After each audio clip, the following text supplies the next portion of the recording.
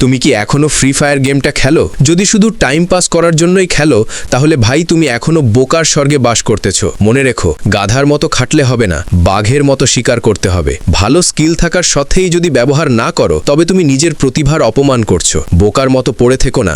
গেমটাকে শুধু নেশা নয়, পেশা বানানোর সাহস দেখাও। সবাই বলে তোমার দ্বারা কিছু হবে না, সবাই বলে গেম খেলে কি পেট চলবে। নিরাশ হয়ে থেমে যেও না। তুমি শুধু গেম খেলছো না, তুমি তোমার নিজের সাম্রাজ্য গড়ছো। চেষ্টা চালিয়ে যাও, সাফল্য একদিন তোমার কদম চুমিবে। তোমার চেষ্টা আর তোমার জেদই তোমাকে ভিড়ের মধ্যে আলাদা করবে।